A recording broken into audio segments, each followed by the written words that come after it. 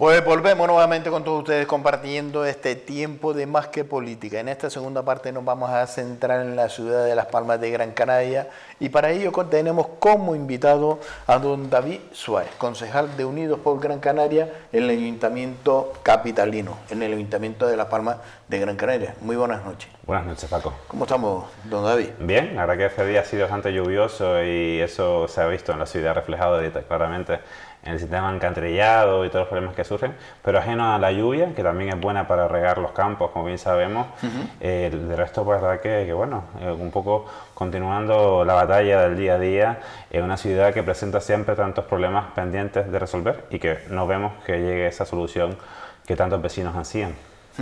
Pues me gustaría comenzar en este caso esta entrevista hablando sobre todo de algo importante que es seguridad. Seguridad y el área de seguridad. ¿Qué está pasando en Las Palmas de Gran Canaria? Justamente estas semanas han sido unas semanas muy convulsas. Hemos visto situaciones como que se cesa, justamente la semana pasada, el lunes se cesaba al jefe de policía local, una comisaria asumía de forma provisional y sigue asumiendo a día de hoy el área, la jefatura de la policía local, pues según el decreto, el informe del alcalde, pues reflejaba pues cuestiones como que, bueno, se había perdido la confianza, se estaba firmando documentos, o mejor dicho, informes no favorables para una serie de actividades en la ciudad. Nosotros entendemos que se está poniendo en tela de juicio el criterio de un técnico, un profesional, porque no deja de ser un trabajador municipal, el jefe de policía local, y por tanto eso pues tiene, cuanto menos, resultan a tener que ver qué está sucediendo en Las Palmas de Canarias. Porque esto, según hace constar en el propio documento, habla de que esto se estaba dando de hace tiempo. Lo que nos llama la atención porque se hace justamente un lunes de la semana pasada, que justamente ese sábado tenía lugar la carrera Night Run, la carrera esta de nocturna, que también hay que dar un poco marcha atrás y hablar y recordar que en carnavales de este 2019 también tenía informes no favorables de la policía local, de este caso el jefe de policía local, porque ese evento, la cabalgata del carnaval, no contaba con la policía suficiente. ¿De qué se recurrió? De contratación de seguridad privada. Un vigilante de seguridad asumía, cuando no puede, por norma, asumir las competencias de la policía local. ¿Qué es lo que ha pasado este sábado? Pues con la nueva responsable provisional, la comisaria y jefa en funciones de policía local, se ha recurrido a la Policía Nacional y a la Policía Autonómica. La policía local no sigue, es decir, hay una parte de policía local que ha estado, pero no toda la que debería. Y nosotros nos remitimos, porque yo no le queremos achacar la responsabilidad a los policías locales, porque esto viene de atrás. Estamos hablando de que en el pasado mes de octubre y la nómina de los policías locales percibieron ya por fin las horas extras que habían hecho con anterioridad, pero únicamente hasta el 3 de mayo. Es decir, todas las horas extras que han hecho los policías locales desde el 4 de mayo hasta hoy no las van a cobrar este año, en 2019. Tendrán que esperar el presupuesto 2020 para ver cuánto da el porcentaje, que exactamente es el 10% de las horas del capítulo 1 de personal, lo que pueden cobrar la policía local en horas extras, como otros trabajadores, no solamente son policías locales. El 10% del presupuesto del capítulo 1 es para horas extras. En este caso, la policía local no saben si todavía van a poder cobrar todo lo que falta pendiente de 2019. Y por eso no se quisieron apuntar, simplemente porque el ayuntamiento no ha pagado en tiempo y forma. Entonces, ¿para qué van a hacer unas horas extras? Es comprensible, ¿no? Y es totalmente lógico que de forma voluntaria, porque estamos hablando que los turnos de policía local lo han cubierto como su responsabilidad que es, y para proceder a hacer las horas extras es algo voluntario, que los policías si quieren se apuntan, si quieren no se apuntan. Y esto viene de ahí. Es verdad que está ahora mismo en fase de formación 68 policías locales, que acabará aproximadamente entre abril y mayo de 2020, pero de aquí a allá también se van a proceder distintas jubilaciones. Por lo tanto, al final hay una situación que sigue faltando policías locales, y hay que tener en cuenta que actualmente hay alrededor de 400 policías locales en Las Palmas de Canarias, y según la ratio de población que tenemos, debería llegar hasta cerca de 1000. Y no hay que olvidar tampoco que los eventos en Las Palmas de Canarias han ido creciendo exponencialmente. Estamos hablando que hace 3 años habían alrededor de 100 eventos al año. Ahora, en 2018, eran alrededor de 150. Ya estamos más de 200 eventos al año. Eso requiere una seguridad. Y si no hay policía suficiente, habrá que plantearse desde el propio ayuntamiento, desde el gobierno, qué hacer, cómo cubrir la seguridad de esos eventos. Porque también hay que tener en cuenta que estamos en una fase de alerta cuadro terrorista, que eso es el Ministerio de Defensa y el Ministerio de Interior, perdón, que lo establece. Por lo tanto, habrá que plantearse cómo poder cubrir todos esos eventos que se desarrollen en la ciudad. Y estamos totalmente de acuerdo que hay que fomentar y dinamizar las actividades en la ciudad, pero hay que ver cómo se va a cubrir la seguridad. Pero no es preocupante lo que usted ha puesto sobre la mesa, el cesar al jefe de la policía por pérdida de confianza. Por supuesto que eso es lo más alarmante, es decir, a fin de cuentas... Por informe que ha elaborado. Un informe donde dice que no autoriza la realización de un evento por falta de seguridad. Eso es como si no de alguna forma apruebas un documento, un evento, por falta de seguridad, pues te cesan, es lo que han hecho. Como el alcalde no está de acuerdo que le ponga ese documento negativo, pues fuera, me lo quito de en medio. Por lo cual, ¿qué vamos a hacer? ¿A la carta? Sí, es que yo la verdad que, y más voy a ponerlo sobre la mesa, yo tengo plena confianza en que la actual responsable de jefa de funciones o jefa accidental de la policía local, tengo plena confianza que es una buena profesional y tiene pero muchos eso no años lo estamos poniendo en duda, lo que estamos poniendo en duda lo anterior. Pero que no se ponga... el jefe de la policía porque hace un informe desfavorable, en el cual yo lo ceso porque no cumplía. Hay dos vertientes. Cuidado, porque nada más hay dos lecturas. O estaba haciendo bien su trabajo o estaba haciendo mal su trabajo. Si estaba haciendo mal su trabajo, pues habría que abrirle un expediente. Claro, digo, yo no sé. Lo ha cesado de forma... Pero si estaba haciendo bien su trabajo, todavía es más preocupante. Nosotros hemos podido un poco recabar información en estas semanas, donde hemos visto que desde ese informe negativo que hubo por el carnaval, que antes necesité, pues ya ahí hubo un intento de cese del jefe de policía local, pero después se mantuvo, ¿verdad? Que estaba muy próximo al periodo electoral y a lo mejor el alcalde no quería generarse una mala imagen. Pero ahora, pues tenemos la plena sospecha de que todo esto ha sido por informar negativamente esta carrera que tuvo lugar el sábado pasado. Es que estas personas tienen una responsabilidad. Así mismo, Ocurre cualquier acto y que Dios no quiera que nunca pase en la vida, pero si ocurre, la responsabilidad va a recaer sobre esta persona, no sobre el político de turno. Siempre recae sobre el funcionario. Es que la responsabilidad está en el ayuntamiento, eso es evidente. Entonces, en este sábado pasado tuvimos la fortuna de que tanto la Policía Nacional como la Autonómica pusieron a disposición del ayuntamiento los recursos, pero no tiene por qué ponerlos, porque es responsabilidad del ayuntamiento. Todas las semanas no van a tener hoy todos los eventos la disponibilidad de poner efectivo, porque ellos también están como están. Esa es la situación, que para hemos escapado. Pero ¿qué va a seguir sucediendo con el resto de eventos que vamos a tener lugar? Ahora en carnavales tenemos otra carnaval, en Navidad otra, luego en los Reyes, es decir, una serie de actividades de pública concurrencia, de gran número de personas, esas actividades, y vamos a ver cómo se va resolviendo. Estaremos atentos, nuestro papel en la oposición va a seguir controlando y fiscalizando al gobierno esa parte. Tenemos unas imágenes y queremos compartir imágenes del nuevo parque en Ginama, un parque que está sin luz, que apenas, según denuncia Unidos por Gran Canaria, falta de dotación, que no cuenta con un parque infantil ni los aparatos biosaludables. Sí, ¿Esto que fue para campaña? Este parque se licitó, se puso a concurso público en abril de 2019, justamente un mes antes de las elecciones, y creo que fueron las prisas de sacar adelante este proyecto, y íbamos a llevarlo, y se abrió justamente el día 8 de noviembre, fue eso cuando se abrió. Me ha llamado la atención que el alcalde es muy dado a hacer esas presentaciones, inauguraciones, y esta cuestión se ha abierto y no se ha inaugurado por el alcalde. Eso me hizo sospechar, y ha sido así. Ahora mismo, si nos acercamos cuando salga de aquí al parque, podemos comprobar que no hay ningún tipo de iluminación en el parque. Es verdad que la imagen presenta una imagen de día, para que se vea, se puede comprobar en la propia imagen que no hay ni una sola farola, y tampoco, como decía, no hay ni un juego infantil, ni hay un aparato de vida saludable, o cualquier elemento que pueda generar algún tipo de actividad hay 3 bancos, unas pérgolas, unas papeleras y piedra, piedra, piedra, piedra, unos caminos que, bueno, con lluvia estos días es inviable transitar. Al final nos encontramos con un parque que no cubre las necesidades de un barrio. Y además tenemos que tener en cuenta que hubiese sido un proyecto mucho más ambicioso, con mayor repercusión, porque no hay que olvidar que este parque se hace en donde estuvo ocupando el Colegio Europa, un colegio del barrio de Ginamar, que ahora se ha pasado al Néstor, que está un poco más abajo de la Rambla de Ginamar. Pues qué mejor ocasión para haber aprovechado este parque y haber hecho un parque más educativo. Haber hecho un parque donde la base había un colegio, pues qué menos que hacer un parque educativo que a lo mejor no hay en la ciudad de Palma de Canarias. Pues hemos perdido. Es un parque que, como decía, está en Ginamar, entre los 2 municipios, entre Tel de las Palmas de Canarias, y es transitado posiblemente por vecinos de los 2 municipios.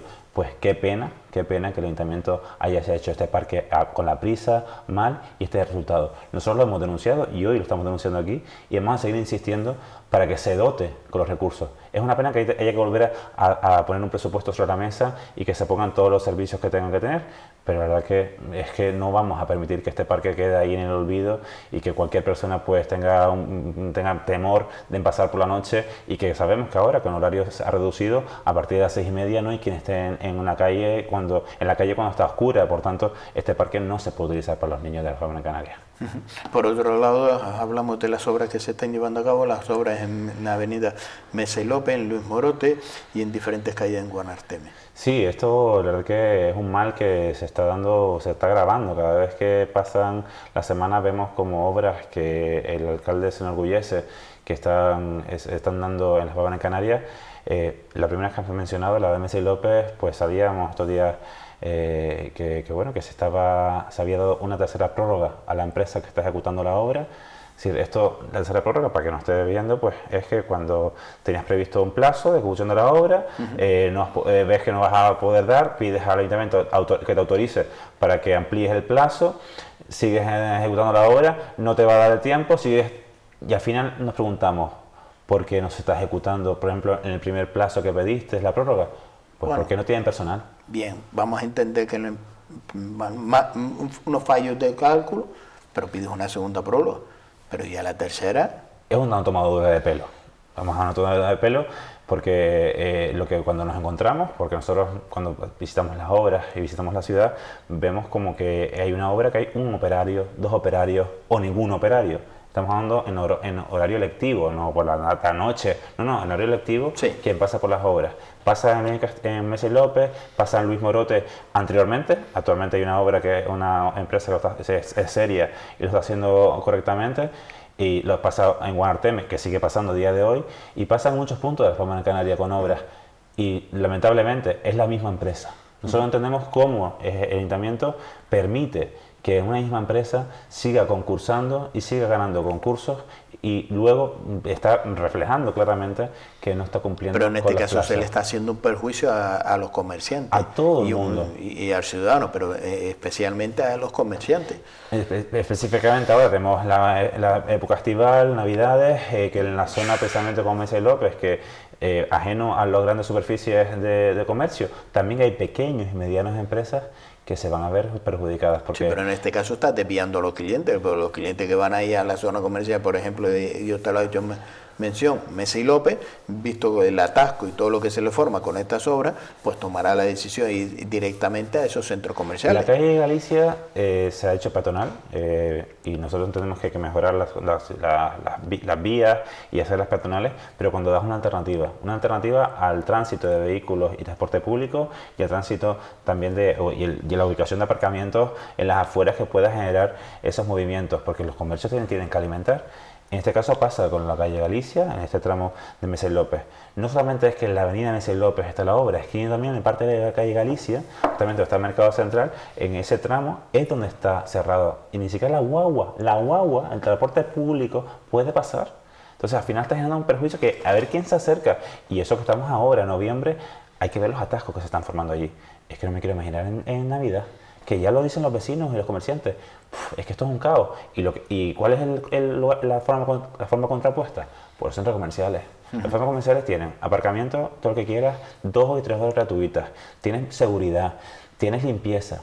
y todavía el ayuntamiento no se ha despertado de ese sueño en el que vive años y años y años de poder dar esos recursos, esos servicios que ofrecen los espacios, los centros comerciales, que tan difícil no es, que es que el comercio en la vía pública, en la calle, tiene mucho más encanto y no somos capaces todavía de este ayuntamiento, por una parte del gobierno, de generar pues un mejor servicio de transporte público, que las calles estén totalmente limpias, que sean seguras, que veas la presencia policial.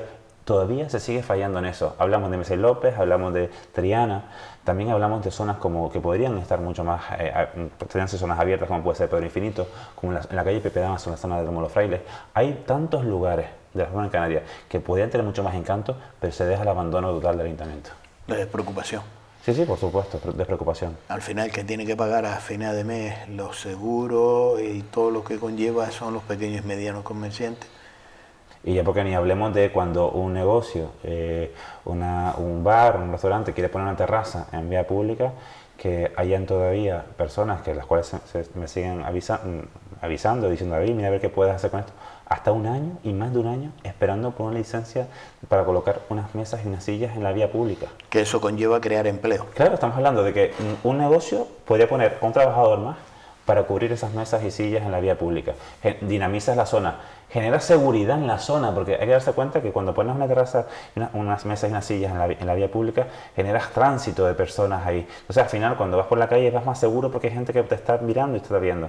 Son tantas cuestiones que son, a fin de cuentas, sinergias y situaciones transversales que parece que no hay interés en alguno en el de dotar algunos servicios del personal suficiente para que todo esto pueda salir adelante. Pues malos ejemplos que están dando el grupo de gobierno por ese lado. Y sobre todo con la creación de empleo y por la situación que, por un lado, el apoyar al sector empresarial, a los pequeños y medianos empresarios, el bienestar de los ciudadanos y por el otro lado también la generación de empleo. Y eso que estamos hablando de un gobierno progresista. Pero bueno, para ver el mundo tiene que ver de todo. Y dice que dime qué presume y te diré qué carece. Y voy a parar ahí. Oiga, ustedes, Unidos por Gran Canaria, también denuncian la mala ejecución del presupuesto participativo.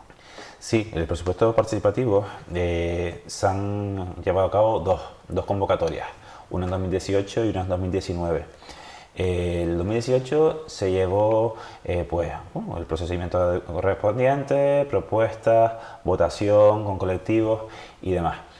Y 2019 surgió justamente en medio de las elecciones, proceso electoral, entonces ni siquiera se votaron. Los vecinos presentaron sus propuestas, el ayuntamiento las asumió y sin votarlas, pues a fin de cuentas son las que se van a ejecutar. No hubo un proceso de votación entre las propuestas. Los presupuestos participativos son iniciativas que presentan personas de forma individual, asociaciones vecinales, al ayuntamiento, pues bien para ejecutar unas obras que debe asumir ya el ayuntamiento, pero como no las asume, pues los colectivos o los vecinos de forma individual presentan una obra que falta por hacer, pues un parque que no tiene una serie de recursos, unos cursos o unas actividades lúdicas, actividades físicas, talleres que el ayuntamiento no asume, no ha querido asumir y que se está dando cuenta de cuáles son las demandas de estos colectivos. Que cada vez demanda más esos talleres. Es decir, las propuestas que se han aprobado es el reflejo de lo que los vecinos demandan en los diferentes de barrios. Pues el ayuntamiento ha tenido que hacer, o en este caso el gobierno tripartito, con Augusto Hidalgo de alcalde, ha asumido que esto hay que hacerlo de esta forma y no de otra. ¿Y qué ha sucedido? Que del 2018, la convocatoria del 2018, según nos informó el concejal de Presión Ciudadana en el pleno de septiembre, hay únicamente un 33% ejecutado. Estamos hablando que 2018, el año pasado, solamente se ha ejecutado en septiembre de 2019 un 33%. Está claro, hay un desastre en la gestión de estos recursos. Es decir, estamos hablando de 1,5 millones que se dotó para los presupuestos prestativos, que luego, aprobándose en pleno, se derivó a distintos servicios para que hay obras, para que jardines, participación, es decir, distintas áreas que llevan los distintos servicios son quienes asumen esto. Eso es 2018. Ya si nos vamos a 2019, bueno, es que para asombrarnos, seguir asombrándonos de la mala gestión, de que ellos asumen que eso hay que contar con la participación vecinal, pero ahora la verdad no son incapaces de ejecutarlo. En este caso, en 2019 se incrementó en 1 millón de euros, por lo tanto 2,5 millones de euros para los presupuestos participativos, y lo único que no hemos enterado, que además ha sido justamente estas 2 semanas pasadas, es cursos es lo único que han sido capaces, y talleres son los únicos que han sido capaces de sacar adelante. El resto de proyectos ni siquiera han pasado por los servicios. ¿Por qué? Porque hay un problema de recursos humanos en este ayuntamiento. No pueden seguir sobrecargando los servicios cuando realmente no se es capaz de dotarlos de recursos humanos. Todo esto lo aprovechamos, lo comentamos porque este viernes son las juntas de distrito y los compañeros vocales, cada uno en su distrito, 5 compañeros, pues van a presentar una moción precisamente hablando de la ejecución de esos presupuestos en cada uno de los barrios de su distrito.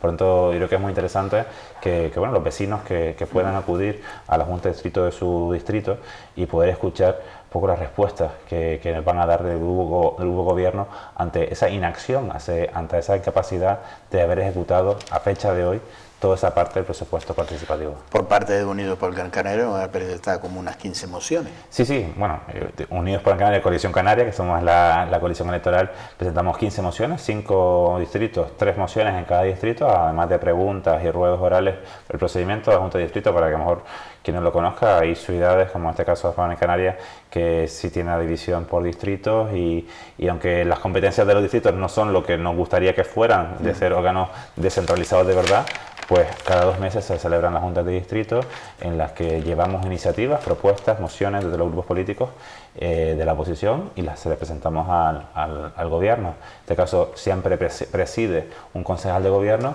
y quien compone la junta son vocales de distrito, que son personas designadas por cada partido político, que son vecinos de las Palmas de Canarias, que asumen ese papel, ese rol de vocal. ¿Y es receptivo el grupo de gobierno? Muchas veces se aprueban mociones, en todos casos, bueno, las mociones son voluntades, ¿no? Son referencias a decir, hay que resolver esto. Bien, de eso sabemos algo. Se aprueba, pero la cosa es que se ejecute. Bien, ese es el siguiente paso. ¿Se ejecuta? No, muchas veces tenemos que Porque claro, está allí los vecinos, de cara a la galería, todos son esa boca grande. Por eso, pero afortunadamente nosotros cada vez nos movemos mejor en la ciudad, con los barrios, con los colectivos vecinales. Intentamos tener siempre una comunicación transversal e intentar que cuando se hace algo nos intentan comunicar, nosotros visitar. Yo justamente antes de venir aquí vengo del barrio del Secadero, fui con mi compañero vocal Cristian y pudimos ver una situación que el alcalde en el mes de julio se acercó al barrio a ver distintos problemas que había, un tema de alcantarillado, que aquello fatal, el tema del agua fecales, los malos olores que entraban a las viviendas, el asfaltado. Dimos hasta con 10 farolas fundidas, 10 farolas en un barrio tan pequeño como el Secadero, y de ahí no se ha hecho nada. El alcalde fue en julio, todavía no se ha hecho nada. Al final lo que te encuentras, que bueno, afortunadamente gracias a la comunicación, a la visita que hacemos a los barrios, pues tenemos la información directa. Otra cosa es que se ejecute, pero bueno, nosotros vamos a seguir insistiendo. Nos quedan 4 años o 3 años y algo de oposición y vamos a seguir insistiendo para intentar que se resuelvan cada una de las acciones que solicitan y demandan los vecinos, al menos las básicas. Por otro lado, ¿qué pasa con el mirador, en este caso Punta Diamante? Sí, el mirador de Punta Diamante se encuentra justamente encima del Castillo de Mata, debajo de lo que es el Castillo de San Francisco, Castillo del Rey, que el Castillo del Rey, San Francisco, es un castillo que es propiedad del ayuntamiento, pero que mantiene abandonado ahí. Es decir, yo recuerdo que a principio del mandato pasado, en 2015, 2016, presentamos una propuesta para que el castillo se recuperase.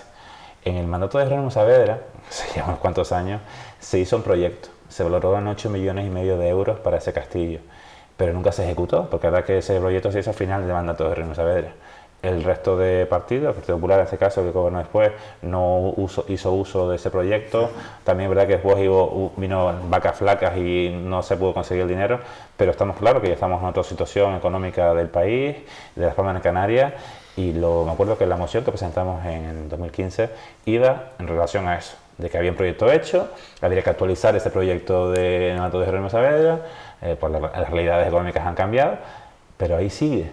Ahora incluso con un supuesto gobierno del Estado que simpatiza con el gobierno de la ciudad, sí, con un gobierno de Canarias que también se supone que simpatiza, un cabildo que simpatiza, están todos los factores. Vamos a ver lo que se tarda en ese castillo. Pero en cuestión en particular... que el que no simpatiza es el gobierno del Ayuntamiento de Las Palmas. Ahí está, es decir, es cuestión de ese patrimonio que tenemos en la ciudad, de esas fortificaciones que tenemos como el castillo, que tampoco estamos hablando que es una inversión desmesurada, es una inversión de cuidado, de mantenimiento, porque en cuanto más tardemos en que es un patrimonio. En cuanto más tardemos, peor va a ser, porque estará, pues, tardará más y estará más descuidada. Además, veo aquí esta imagen que te está a tus espaldas, también está la batería de San Juan, que está totalmente abandonada y parece que no hay ningún tipo de intención de recuperarla. Está declarada BIC, bien de interés cultural.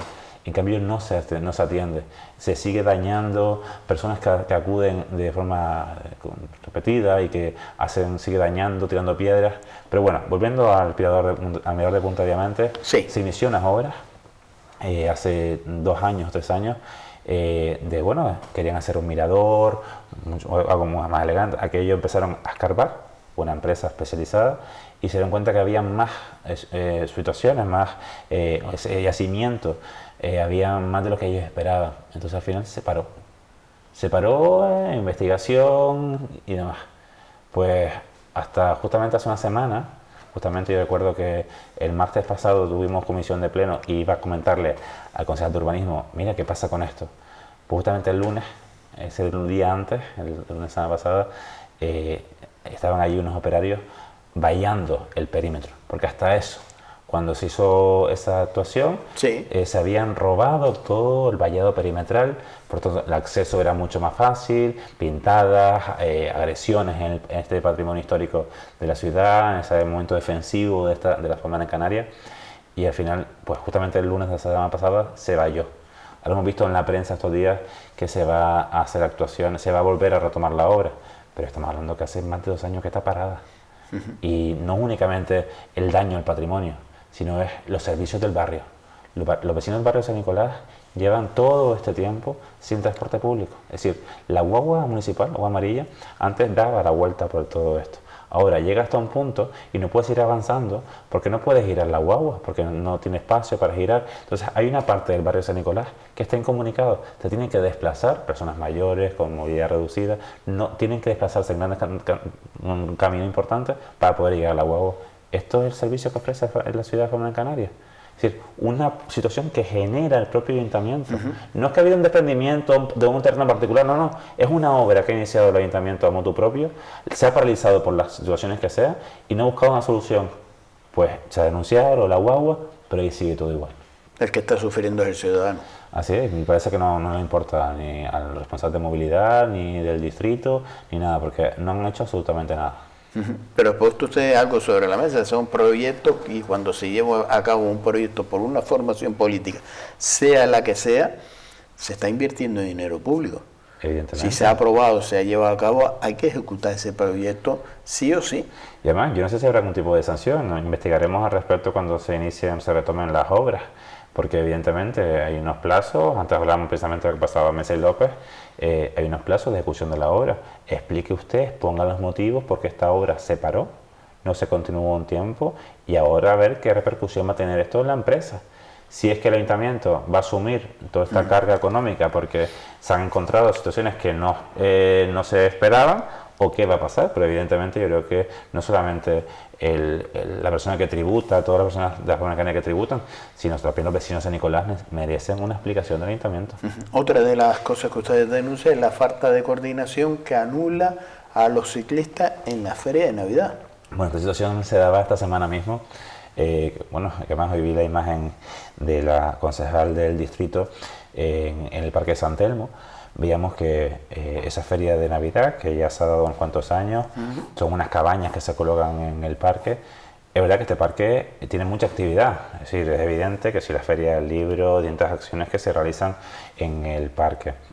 A nosotros nos llamó la atención que, que quede claro, nosotros estamos a favor de esta celebración de la feria de Navidad, eso no vamos a dar a un lado, estamos a favor, pero hay que tener un poco más en cuenta todos esos puntos ciclistas que se ponen en el parque. Es decir, ajeno a ese horroroso carril bici que se ha implantado en el parque, ajeno a eso, que obviamente al colocar la cabaña impides el tránsito por el carril bici, pero vamos a ver, esto no es nuevo.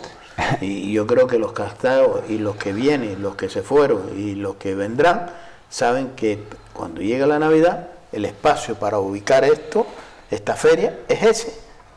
Cuando yo proyecto algo, tengo que contar que ese espacio, o buscamos otro espacio para ubicar este evento, o tenemos que tener en cuenta dónde trazamos el carril bici. Exacto, pero ya no solamente el trazado del carril bici, que lo cual pues llama la atención que se haga una inversión en un carril bici y se fomente, se hable por activo pasivo al carril bici, destrozando zonas de aparcamiento para el paso de la carril bici, estacionamiento incluso de carga y descarga para que necesita muchos comercios para su desarrollo vital. Ajeno a eso, al que se ha colocado las cabañas encima, es el aparcado a donde se aparcan las bicicletas. Es decir, era alucinante ver cómo, esto está hoy, sí, quien me está escuchando ahora podrá acercarse a Parque San Telmo a verlo. Detrás de las cabañas es donde están lo que son los tubos para poder enganchar las bicicletas privadas, ¿de acuerdo? Pero justamente pasas el parterre y te encuentras la estación de bicicleta pública, pues allí sin ningún tipo de impedimento ni nada que te impida poderlas utilizar. Es decir, ¿por qué se permite que de alguna forma sí que se favorezca el transporte de bicicleta pública? Lo cual estamos a favor, pero por lo menos no pongas entonces el aparcadero de bicicleta privada dentro, en un lugar donde luego es intransitable. Colócalo todo fuera y darle una situación de igualdad a todos. Entonces es lo que nos ha llamado la atención al comprobarlo esta semana, esta situación. A veces que no se dan cuenta los técnicos, en este caso, que son los que colocan una cosa y otra, que eso no se debería permitir. Y yo creo que el concejal, como responsable máximo, tanto el de movilidad como la concejal de distrito, tendría que tener eso en cuenta. A lo mejor, si alguien nuevo, podríamos, bueno, está empezando la legislatura, es nuevo en político.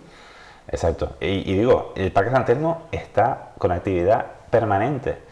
Por lo tanto, esto se va a dar de forma permanente.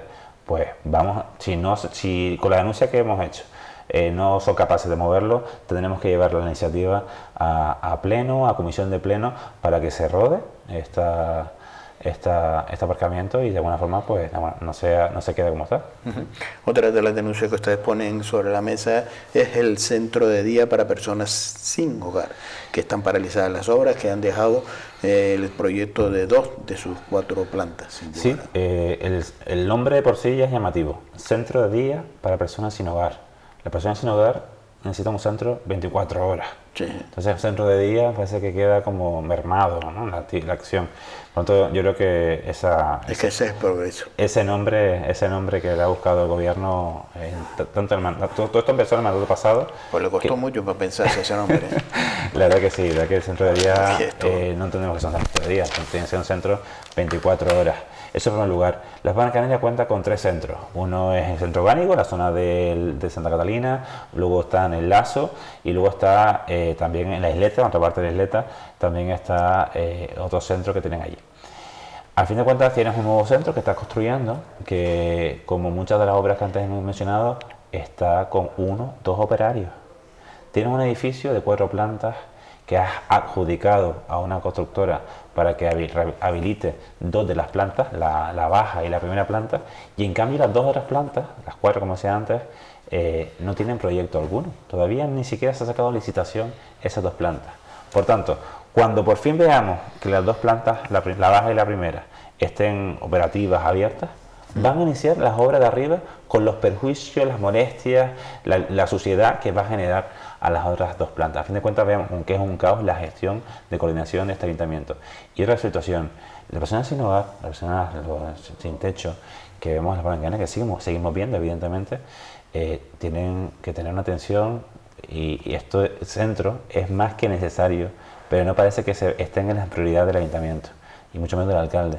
Ya se ha manifestado en diferentes ocasiones, en notas de prensa del propio ayuntamiento, diciendo, no, fecha límite, fecha límite. Ya llevamos un tiempo bastante grande sin escuchar cuándo se va a abrir este centro. ¿Por qué? Porque al final se ha dado cuenta que está haciendo el ridículo, anunciando que se va a abrir una fecha y luego son incapaces de ejecutar las obras en tiempo y forma. Pues las necesidades, y más ahora en invierno, que las necesidades son los 365 días del año, pero ahora con más frío y con más razón.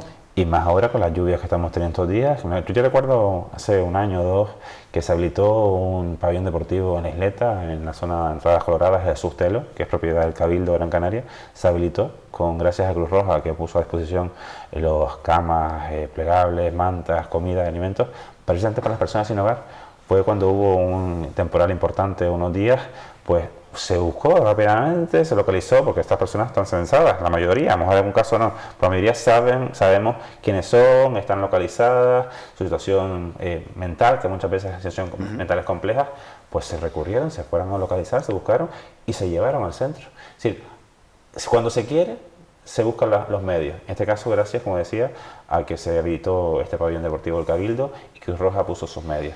Pero en cambio el ayuntamiento, sabiendo esas necesidades que hay, no ponen los medios necesarios. Pero usted lo acaba de decir, si sabiendo se busca esos medios. Pues dígame cómo van a buscar los medios en otra de las denuncias que ustedes llevan a cabo, en el cual, por parte de Unidos por Gran Canaria, Coalición Canaria, denunciaba que las entidades colaboradoras, como por ejemplo el Banco de Alimentos, están viviendo una mala situación. Una mala situación no es por la falta de alimentos, sino por la falta de ayuda por parte del ayuntamiento para, en este caso, repartir esos alimentos y para el transporte de los mismos. Justamente hace varias semanas, dos asociaciones de forma independiente, dos entidades colaboradoras con el Banco de Alimentos, denunciaban los problemas que están teniendo con el reparto de alimentos. Uno de los colectivos es que el local que tenían que entregarlo porque era de un particular que lo estaba una herencia, que estaba reclamándolo y que necesitaban que el ayuntamiento les facilitara un lugar para poder distribuir los alimentos. En este caso el ayuntamiento siempre ha estado reclamando que únicamente atendían a 6 familias, pero la verdad es que cuando te acercabas allí había muchas más. Quizás muchas de ellas pues quizás ni siquiera iban a través de los cauces del ayuntamiento porque sus situaciones son mucho más complejas que ni siquiera puedan demostrarlo. Pero imagino eso, a este colectivo que se encontraba en el barrio de Fincas Unidas, en la zona baja de la ciudad, cerca de Arenales y demás. Nos encontramos con la Vega de San José, que es otro colectivo también vecinal, que reparte alimentos, denunciaba el parte del transporte. El tema del transporte es un mal generalizado en todos los colectivos. Yo recuerdo que cuando una iniciativa que presentamos en el Pleno para el mandato pasado, cuando estaba responsable Jacinto Ortega, de concejal de Cohesión Social, se planteó que el ayuntamiento tenía que buscar los medios para que poner un transporte al servicio de los colectivos de estas entidades sociales. Hablamos de cerca de 60 entidades sociales que atienden en los distintos barrios de la ciudad. Pero lo peor de todo, que aquello se aprobó, nunca se ha ejecutado, seguimos pendientes que se ejecute. Pero nosotros, como vimos un poco los movimientos que comentaba la concejala actual de Servicios Sociales, nosotros en la labor de fiscalización y control le hemos pedido información a la propia concejal y aquí tengo una información que hoy mismo me la ha podido facilitar, es del mes de septiembre. Evidentemente consideramos que esta información está secada. Esta información debería estar más ampliada en más meses porque entendemos que a veces hay altas, hay bajas, situaciones complicadas. Aquí se dice claramente que hay 430 familias que el ayuntamiento deriva a estas entidades colaboradoras. Es decir, el ayuntamiento no tiene capacidad de dar un alimento o un paquete de comida a las familias. ¿Qué hace? Pues el Banco de Alimentos, la fórmula que tiene es, bueno, si me viene una entidad colaboradora o una asociación de vecinos que quiere participar con nosotros, le hacemos el seguimiento, el control, que cumpla con las condiciones sanitarias, que se hace todo correcto, pues le damos lo que hay a esa asociación en un barrio en concreto. Antes decía yo, alrededor de 60 entidades sociales en los barrios. Pero el ayuntamiento, como no tiene, como decía, no tiene capacidad de entregar comida, pues deriva a esas entidades en los barrios para que les surta de alimentos. Es decir, entonces la entidad dice, bueno, el ayuntamiento me está diciendo que le dé alimentos a estas familias, porque me trae la carta de derivación. 430 familias. Nosotros nos preguntamos, si estos colectivos, que no son dos, son muchos más, no tienen problemas en el transporte y están sufragando el transporte a través de su dinero privado, porque el ayuntamiento no es capaz de surtir el transporte, si estas entidades son incapaces de en algún momento y dicen, tenemos que poner el cierre y de verdad, ¿quién va a dar este servicio? Es lo que nos preguntamos nosotros. 430 familias en el mes de septiembre, no tenemos que hacer muchas más. El ayuntamiento no tiene capacidad, en cambio no busca soluciones. Y esto no es una situación nueva, la situación se viene dando y reclamando de hace mucho tiempo atrás. Pero como se mira por otro lado, desde el gobierno, pues nosotros seguimos insistiendo en que se busquen las fórmulas de generar ese transporte a las familias de la forma. Nos quedan 3 minutos de programa y no quería cerrar esta entrevista, sino hablar de algo que usted ha mencionado a lo largo de esta entrevista y por supuesto ahora viene el invierno y viene la lluvia con más presencia. esperemos que sean muchas más, y sobre todo para la zona cumbre de esta isla, para hacer frente a ese fatal incendio que azotaba la zona de cumbre. Pero ¿cómo está viviendo estas primeras lluvias que están cayendo en la ciudad de Las Palmas? Bueno, ya hay los semáforos, farolas, ya están fallando en muchísimos barrios de la ciudad. Y lo comprobaremos esta noche, porque ayer ya se resolvió alguna, pero yo esta mañana, que cayó un buen chaparrón, que me enchumbé yo incluso, ya había muchos semáforos sin funcionar. Vemos como el sistema alcantarillado ya está empezando a desbordarse en muchos puntos de la ciudad, sobre todo en la parte baja, zona buena Artemis. Se han hecho actuaciones en algunos barrios de la ciudad este año, pero se sigue demostrando que son insuficientes, no se hace un proyecto ambicioso. Hay algunos barrios, por ejemplo en la urbanización Reina Mercedes, que hemos hablado incluso en este programa, que siguen estando con el temor de qué va a pasar cuando llueva, caiga una fuerte. Y como sigue lloviendo estos días fuertes, verán al final desbordados nuevamente esos sistemas alcantarillados, que el cual se ha hecho la inversión, pero todos sabemos, porque eso el ayuntamiento lo ha reconocido, el propio gobierno lo ha reconocido, que hay que hacer una inversión de 1,5 millones de euros en el otro lado de la vía, para todas esas aguas que vienen de la zona alta de la ciudad. Estamos hablando de Sánchez de Palma y mucho más arriba. Todos lo que tenemos, los espacios deportivos, centros comerciales, viviendas, pues todo pasa por la zona de Reina Mercedes. Estamos hablando por encima de la feria. Pues ese es el temor que tienen los vecinos, y nosotros estamos en contacto con ellos para ver cómo están sucediendo estos días y para que nos avisen y nos acercamos. Pero es muchísimo para la ciudad que a día de hoy, que por las lluvias que han caído en la mañana de hoy y media tarde de hoy, están con el temor de qué va a pasar, porque todas estas aguas brotan. Y lo que decía antes, en el secadero que nos perdimos un salto, veíamos como las aguas fecales, ya no estamos de la lluvia, las aguas fecales sigue siendo un problema de esta ciudad. No se hacen inversiones importantes que resuelvan la salubridad y la salud de los vecinos de Las Palmas de Gran Canaria. Nosotros vamos a seguir insistiendo y llevaremos mociones, propuestas, pero sobre todo seguiremos denunciando esa situación. Pues muchas gracias por estar con nosotros, don David Suárez, y acercarnos un poco la actualidad. Por un lado, la gestión que se está llevando a cabo por parte del grupo de Unidos por Gran Canaria, Coalición Canaria, en el Ayuntamiento de Las Palmas, desde la oposición, fiscalizando al gobierno, aportando para que el gobierno facilite ese bienestar a los ciudadanos, vecinos y vecinas de la ciudad de Las Palmas, y por otro lado, esa gestión de ser concejal del Ayuntamiento de Las Palmas de Gran Canaria. Muchas gracias. Gracias por estar con nosotros y acercarnos a esa actualidad de La Palma de Gran Canaria y de la gestión que se está llevando a cabo por parte de la formación política Unidos por Gran Canaria, Coalición Canaria, en el Ayuntamiento de Las Palmas de Gran Canaria, que parece ser que es el único grupo, por lo menos que en presencia, en aportación y poniendo sobre la mesa la situación de vecinos y vecinas, está en la oposición en el Ayuntamiento de Las Palmas de Gran Canaria. Otros estarán a lo mejor en Belén con los pastores, digo, por cómo se acerca la Navidad, a lo mejor hace falta, digo yo, los extras de Navidad. Señores, gracias por estar con nosotros y cerramos esta entrevista con don David Suárez. Le dejamos ahora con la programación de esta casa, la programación de Canal 4 TV.